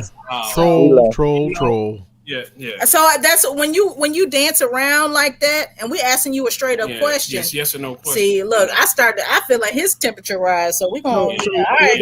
What did Brother Karen say? Read the room before you come on. Right. Yeah. Right. Okay. Well, good. No, see, that's the thing. So actually, I said that, but okay, Dave, read the room before you come on. Thank you, okay. But you know what? I thought, the thing is that this dude came in my live, or was the last time I did a video, and he came under a different name, Michael Smith, because he was in the chat. Yes, it was, because he was in the chat, and he was trying to ask a question about salvation. Right. So he came under a different name and said, "Hey, can I ask a question about salvation?" I said, "Okay, this is Freestyle Sunday now." And so, like, I ain't gonna. If you want to ask a question. But that if you're not under the blood of Yahusha and you're trying to prove that Yahusha, son of man, we can't have a conversation. That's the foundation right there. So yes, they want to believe their indoctrination. They think we haven't done our research. Yeshua he's in the Old Testament all the way to the New. I've done shows on that. I've proven that he's God in human flesh. I showed it in the Old and the New Testament. They don't want to hear, and they're gonna be lost in their sins. Yep, that's why this mic won't look. You're gonna have to look, bro. That's something that we don't play around that's with. Milk. I'm sorry. That's important. That's foundational. I'm not gonna say it's milk, but it's foundational. Well, it is, because the thing is, it is milk. We because building on the foundation already. Yes, that's the foundation. Look, the milk is salvation. If you don't get that, you can't move on to the meat, which is prophecy, which is so on. You get what I'm saying? Am I wrong? And so that's brother DJ and sister Brandy. We have to remember the rebels are coming with us. They are. Right. We don't have to deal with them, but they are going to be there. So we can't get too upset, but we have to acknowledge they're gonna be there, and the Most High gonna deal with that. Yeah. They can keep believing it if they want to, but at the rate that is going around, he is going to deal with people, and that will be your life. You will die. And you know what? The Most High, guess what? The Most High prophesied about that. And so, all right, here we go. This is a glimpse. So, hold on now, y'all. Hold on. Wait a minute. Look, I'm gonna be chill. But I'm gonna need somebody to read. With the hey man. But yeah. So okay, and that's why DJ was like, he's cutting out. His mic is cutting out. I said, yeah, because he a devil. That's why. Yeah, someone says, bro with the red gun. I like the fact that Oral called him out though. Mm-hmm. Yeah, because that's hey. I'm just trying to see where he was. Okay, so what is the? So wait a minute. So you're reading from the New Testament, trying to prove that Yahusha isn't. I don't get it. So what? That's a losing bout, But you notice, I give him scripture and he ignores it. He asked the question. I gave him the scriptures because he didn't know it was there, and he ignores it. Mm-hmm. It's because he came up with his own agenda. Mm-hmm. Yeah. And I don't know if it's a king thing. That's how we came into slavery, because our folks like him and worship other things. Say that again, Sister Doris. Exactly. You don't really be mad at nobody. We gotta forgive everybody and just worship and praise him, because I'm not trying to hate on nobody, because baby, I'm not gonna be like the people back in the wilderness. I had read that and I got upset. I'm like, y'all getting everybody in trouble. Curse everybody. I'm forgiving everything and everybody. I'm even forgiving the little animals that be barking. I forgive you. I'll give you to God. Look, these Negroes want us to do another 400 years. They Yeah, might be out yeah. Yo, I'm telling you that. I forgive him because hell is too hot. I don't even like Texas weather. Okay, and I cannot do hell. No, I'm not gonna go for nobody. So He will be in my prayers. He will be in my prayers. Whatever his real name is. That's all that you're right. Whatever. That's all you can do is pray for him. But don't you got to know where we stand because we're open about that, right? And so to come and try to, are you trying to what sway us somewhere? I don't know. It's baloney. This is when we say this is in-house business. It might be in the house, but there's certain rooms you can't go in, unless you're under the blood. Right. And also, that the devil's gonna send his minions at any time to just kind of like disrupt the apple cart, and they always come in as if they're gentle as a lamb. But behind that, they're just pretty much the wolf in sheep clothing. I just want to ask a question. You come in really light, and then all of a sudden you answer the question with scripture, and he just kind of like skates over that, and then you see his true personality starts to come out. That really saddens me, really. Yeah. Well, I'm not gonna beat up on camps and stuff, but I was telling my friend that camps mingle like a lot of or some aspects of the Eurocentric eschatology, as far as Jacob's trouble getting ready to start instead of hadn't already been happening. Yeah, like what you've been in for the last what have we been in since 78? That's some Eurocentric stuff. Yes it is. Yes it is. So it's all good. All right, y'all. All right. Well, that was it, the first Didn't we have some dreams? First experience, yes. Sister Brandy. Oh yeah. Well, this is really for everybody. With all the plagues that are happening, we had the plague of the grasshoppers, we had the plague of the blood. Now, also one of the plagues were darkness.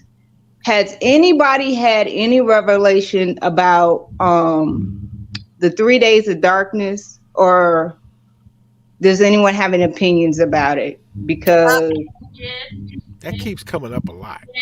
I do want to say something about that. But sister, one moment. I apologize. Sister Samora wanted to share. She's been waiting to share a dream really quickly, and then I'm going to answer that question because I do have something to say about that. But Sister Samora, would you like to speak? Yes, please. Can you hear me? Yes. Can you hear me? Okay. Yes, we can hear you.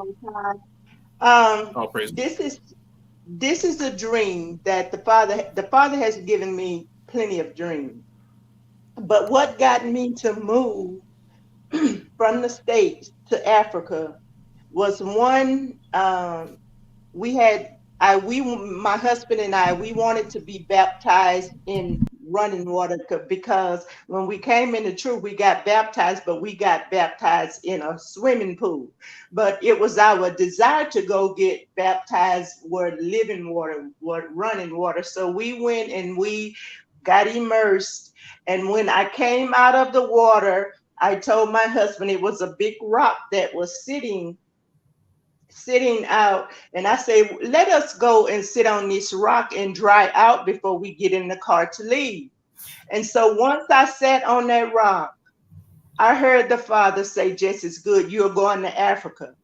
I was like, yeah, going to Africa.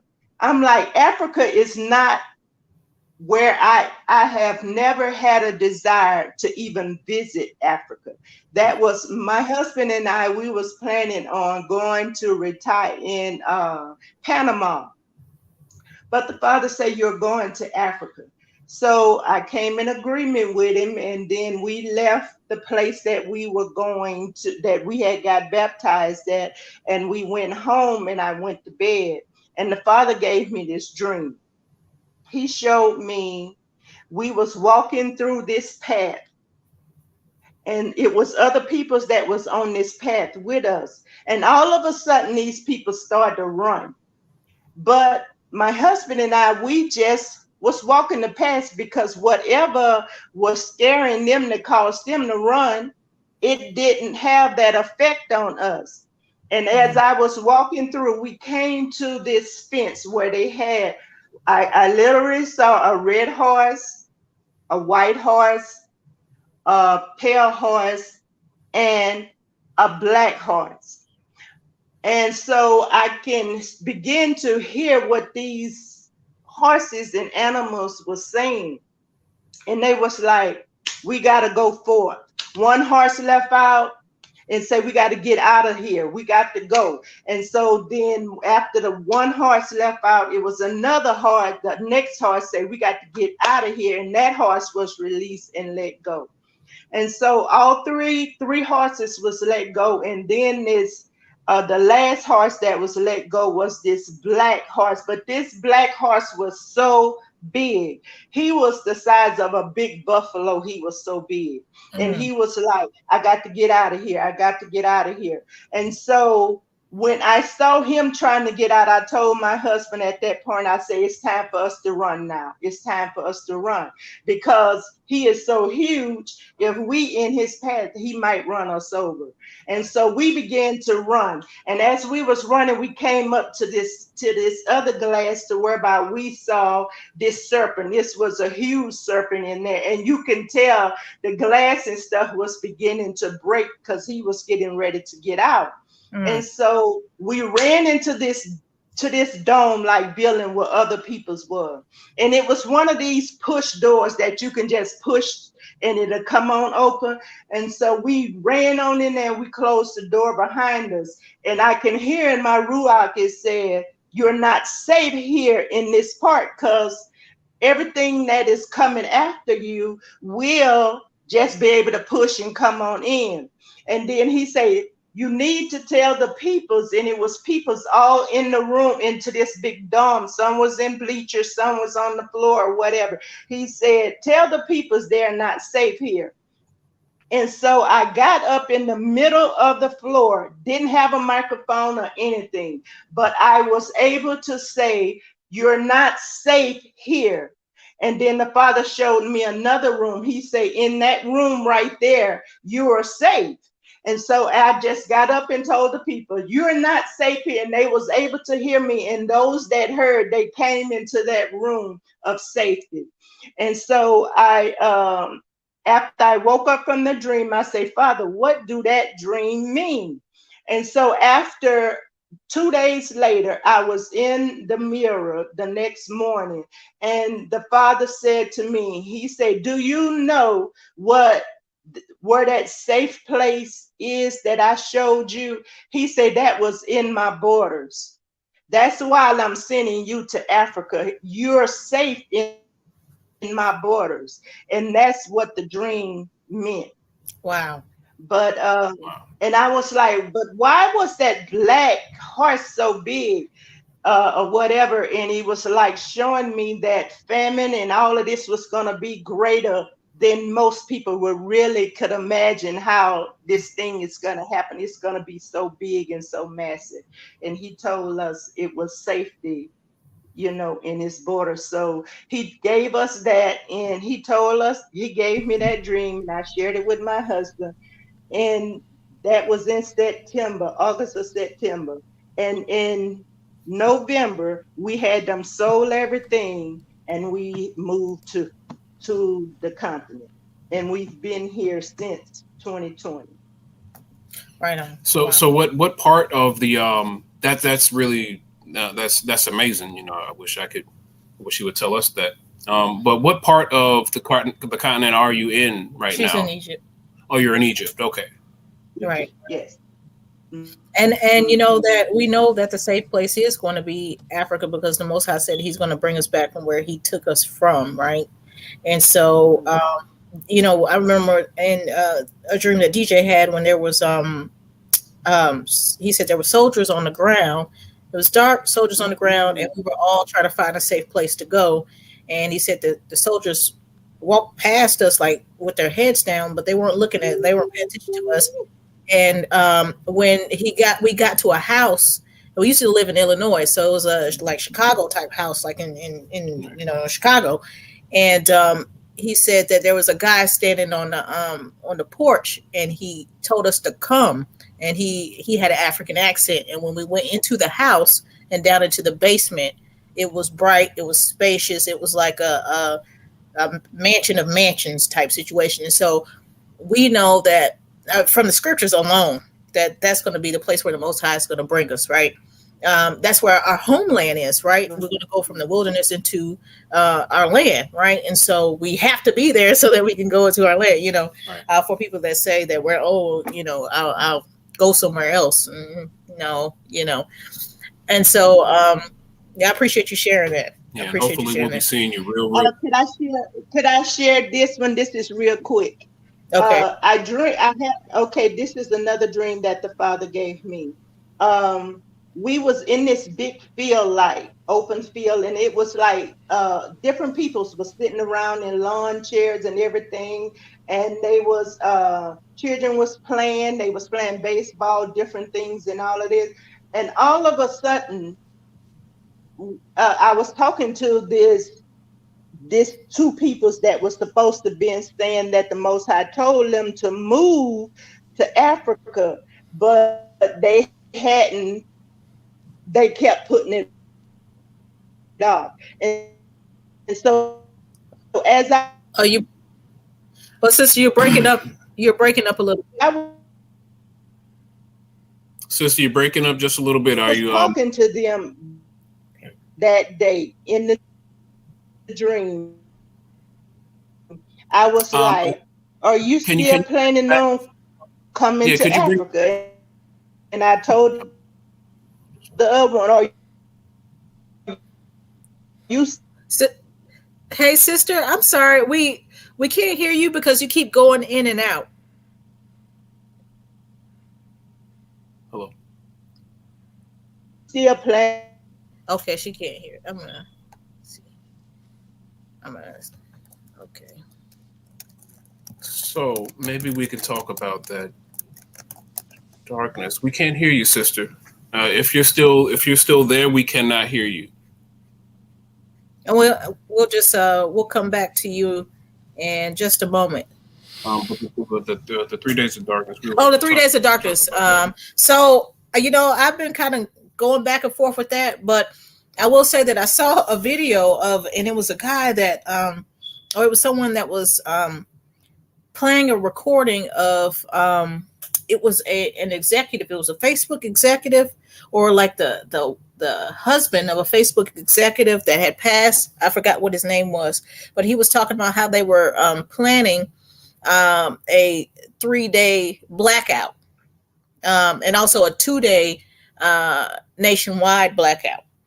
And so when I heard that, I was like, So actually, I think I might have it. So I might play that for you guys really quickly. Does anybody else have any feelings on the 3 days of darkness? Would anybody? Well, a couple of months ago, like I told you back in 2015, let me get on slow. 2015, I had dreams, but since I've been taking classes and stuff, I thought my dreams was like a movie, whereas that I'm supposed to write a book about it. Right. You know how some dreams be so unbelievable, and I couldn't put it out because it was the 3 days of darkness, and what's gonna come to the world look like a horror movie. So I wanted to write a horror movie, and people on my Facebook and stuff know I do that. So I sometimes tell people they wouldn't have believed that it's a dream. So if this is, I don't know if it's a dream or if it's something I'm supposed to write, but I told this some of the stuff that I copy and paste that I had posted on Facebook that was in my dream. How it's gonna be, y'all people, we're gonna have a gift. I know you probably think that's not right, but if it's his will, we're not gonna be affected, and people gonna hate us. We're gonna have to like wear hoods a covered mask, and people that know that you know y'all gonna try to attack you, okay?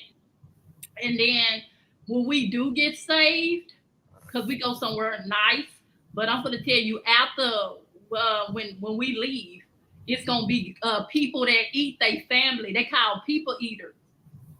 They eat each other because they don't have food, and they your sisters, cousins, like them. I'm trying to save my kids because they go to parties. They invite people to parties, y'all, and they kill them, and they feast off of it because they're not really people. They clones.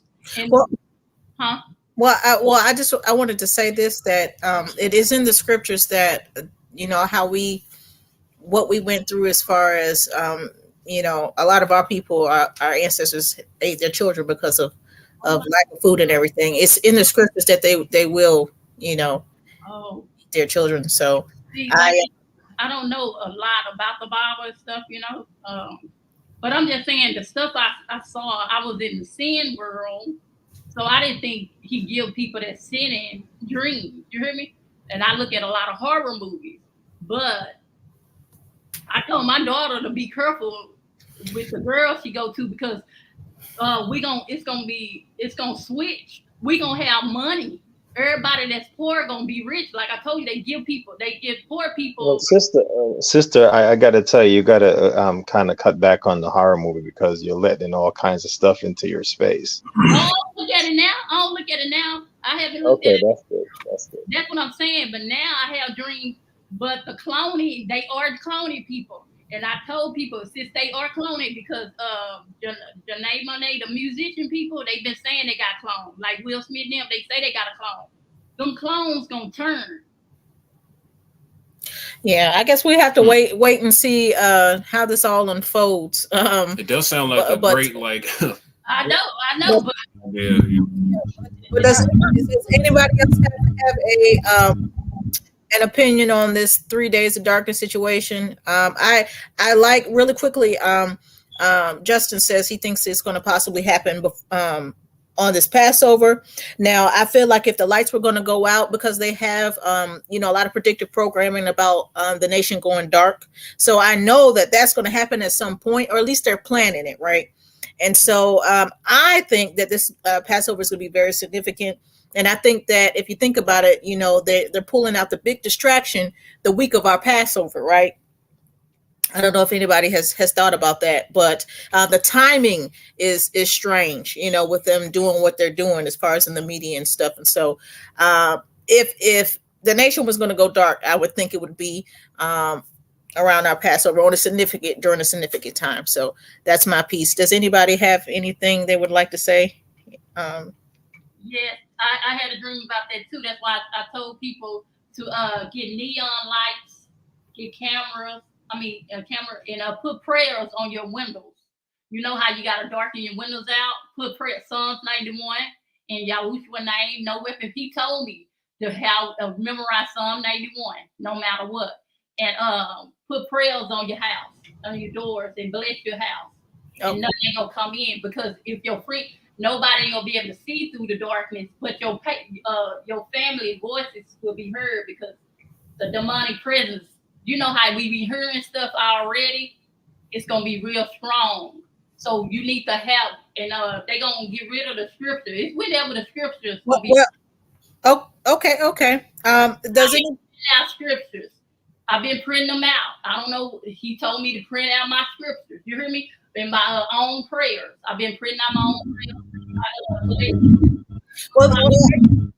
Well, I think that if they get rid of the scriptures here, that has no bearing on us anyway, because we're not going to be in this land. And so, whatever they do as far as toward the Gentiles, the people that are in these nations, when the captivity comes, I'm sure they will get rid of the scriptures. They're already talking about it, but I am very confident that has nothing to do with us, because according to the scriptures, Yasharal or Israel, we are the ones that are supposed to teach the Gentiles, right? So no scriptures are going to be taken from us. We're not going to be lacking in any sort, shape or fashion. So I'm not, personally, That's that what the Most High, we're in a mind state right now that what the Most High has for them is for them, and we need to focus on where the Most High is taking us and what He's doing with our nation, because we are going to go through a time where, yes, we are in the wilderness, and the Most High is dealing with us face to face, and there's going to be a focus on us, and so we have to be centered up and ready to move forward into what the Most High has in store for us. And so the Most High is bringing this place down. I believe we just need to focus on us and where the Most High is taking us. So we will definitely have the scriptures hands down. But is there anything anyone else would like to add to the question that Daughter Zion had about the 3 days of darkness, Minister Yacoba, Brother Dave? Yeah, I've heard a lot of people talk about the 3 days of darkness and what's going to happen, and maybe it's going to happen that way, maybe not. They talk about demons and all this stuff roaming around. I don't know, maybe, but when I look at the prophecies that have been prophesied and that have occurred, and that's similar to the Exodus, the first Exodus, this time around it was a little different, right? So theoretically, we don't know if the 3 days of darkness is going to be like it was. Mm-hmm. It could be an EMP attack, right? Mm-hmm. We may be, in the darkness that way. So, we have, because here's the thing, like even with the lollipop and all these people dying, that's similar to the death of the firstborn. Yeah, it is. Definitely, it is. Yeah, it is. So what's the next step? What's the next step after that? Yeah, right? But notice they're not in sequence though, right? Mm. They're not in sequence like they were, at least the way we read it, but they Right. all occurring. So Right. I think it can come either way. I guess we'll find out. But the Bible says in Isaiah 60, rise and shine, for your light has come. Darkness covers the land and grows darkness to people. So something's going to happen. Yes, but the glory is going to shine on us, right? And so I think it is going to be a literal darkness because, like I said, I've seen commercials for generators. I've seen commercials, like I went to click on a video on YouTube and it's telling me what to do in case of an EMP. And, like I said, all the predictive programming from the shows and the commercials about the nation going dark, they are planning it. And so, but I believe that in that time frame, whatever this catalyst is, and it might just be the darkness, I think it's going to be I don't think it's going to be a supernatural darkness. I think, like you're saying, it's going to be some type of EMP or whatever, because they are talking about it. Like I said, that man that worked for Facebook, or his wife worked for Facebook, he was saying that they are planning to a nationwide outage, right? And they can do that. They do it in other countries where they'll turn off your internet. The country, they flip of a switch, right? And so that's what I believe on that. So I'm in agreement with that, Minister Yacoba. Is there anything else anyone would like to say, Brother Dave, Brother Oral? Well, what I was gonna say is, I had a taste of the 3 days of darkness. I had a week where my phone was just not working, and I found myself thinking. I was talking to Dave, and also not Dave. I was talking to Michael and also KRS about this. Because for some reason I have Verizon, and Verizon, I've had it for over 20 years, always been very reliable. That's why I keep it so long. And that particular week, I had no reception. It's like it was telling me something that my data plan was going to run out. And I was like, I have unlimited data. That's crazy. So I just kept on my phone call, but then the phone just dropped. And so at my home, I have Wi-Fi. So a lot of times I'm automatically on the Wi-Fi anyway, but then that dropped. So I was like, what is going on? Why is it that I have no reception? And so after that, I had an appointment and I was going to navigate to the place, and luckily I knew where I was going. And so I found that I had to ask people questions because I couldn't find it with my GPS, because I had no GPS. And the thing that came to my mind is what we're talking about now. And I said, something, I was telling these gentlemen, these brothers, we have to have something in place, whether it be like CB radios and things of that nature, because I believe at some point they're going to just knock the whole thing out, whether it be EMP blast or whether they just say, oh, something happened and the whole grid is going to go down. And so I was even saying, man, I have to coordinate something if I have to get my kids. And luckily, it's probably 15 miles away from where something where I can actually walk there if my car don't work. And I'm literally starting to think ahead of time, like, what can I do if something like this happened? Because I believe something like this is going to happen. And that week of me not having phone and then it was choppy, this is what I kept thinking about. What would happen?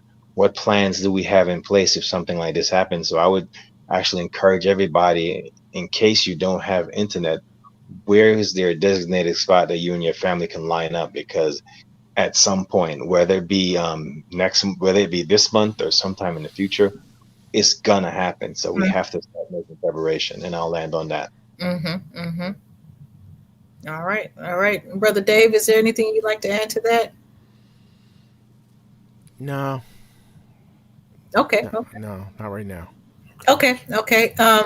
And so I wanted to touch on this really quickly before we wrap it up. So Sister PD said, can we talk about the 61 tornadoes that happened in 9 states yesterday and why they are happening mostly in Israelite areas? Now, I will admit that had me a tiny bit puzzled, but my only thing, because the thing is that we aren't personally under judgment, right? And so the Most High, in my eyes, wouldn't be sending, tornadoes to try to wipe out our neighborhoods. And so the only thing I could think of is heart, right? Or them trying to target our neighborhoods, right? Persecution. And so that's my thought. Does anyone have a thought on that? Daughter of Zion, Samora, anybody? I agree with you, Sister Brainy, but also it could be the Most High too, because he's trying, I don't want to say hurdle us like cattle, but if he's trying to get us to gather to go in a certain place, look at Mississippi. They've had bad water, but our people continue to stay there. So sometimes the Most High will literally destroy a place to make us move, because we would be like, well, as long as I can get some water, as long as I can go to the grocery store, I'll stay. But if he literally destroyed all, okay, I'm gonna move. Okay. True. Okay. That is true. Okay. Anybody else have a thought on that? Well, the one I would think of is that and I think Mr. Yacob is touching it a few times. He said that judgment does start at the house of Israel first. Mm-hmm. So that's what I thought about. Okay. Yeah, it could be either or situation. It's just something that we just, it's kind of speculation, but it is. I do think it's a bit odd, but like you said, it could be. Judgment starting at the house. It could be like Daughter Zion said, trying to get them to move out a certain way. Mr. Yuko, were you going to say something? Yeah, I think it's the enemy. It could be hard. The scalar weapons. Because they don't, they know we're about to leave. Yep. And so they're, doing what they can. And, when it comes to our people, we're, like we said, we're out of here anyway, whether you're a rebel or not. Mm-hmm. Right. So I don't know if that will really matter if we're all going to leave anyway. He's not going to leave any behind. So he's going to deal with us in the wilderness. So my thought is that it's the enemy. Right. Sounds logical. Yep. It's just, it kind of developed like, I don't even remember when that storm developed, Yeah, I don't even know. And we don't get tornadoes over here, where we're at least. And so, and we were under a tornado watch, so. It was a very big storm and it traveled for states. Yeah. But and a lot of times, in order to make that, it's not just HARP too. They use scalar weapons too. Scalar weapons can do the same thing too. What's a scalar weapon? Scalar weapons, HARP is when you superheat the ionosphere. Wow. But they can also do it with scalar weapons from planes or ground vehicles. Okay. Yeah, they got some technology out there. I seen something one time. They got something where they can play a frequency, and then like you can't hear it, but you can hear it, and it makes you run. So yeah, it's high frequency. Yeah, but you can't actually hear it with your naked ear, but you can you can hear it somehow, and it makes you flee. So. It sounds like fallen angel tech to me. Oh yeah. Oh, absolutely. And Sister Samora, did you want to finish what you were saying before you got cut off? Sister Samora. Hold on, let me see. Oh, see, See if I can do that. Yeah, I'll probably be able to hear it now. Her mic is locked. I just tried to Can't unmute guest because she has to unmute herself. Okay. I don't think she is. Sister, Samora, are you there? Okay. Okay. All right. Well, we're going to go ahead and wrap it up, y'all. This has been a eventful night. We're going to go ahead and just get final comments from everybody. Daughter Zion, would you like to say anything before we wrap it on up, sister? Yes. Just to shalom everybody. Thank you everybody on the panel, and just to she went keep out. in. Man, we've been having like mad connection. Okay. All right, you back in there. Okay. Ooh, the enemy must be real mad. We must have talked about something. Hallelujah.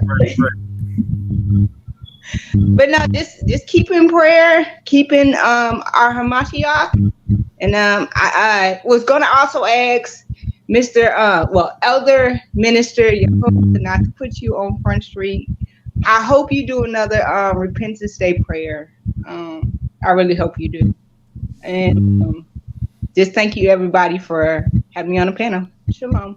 Thank you for coming shalom, on. shalom, sister. Shalom, sister. Thank you for coming. Sister Samora, are you back? Okay, she's there.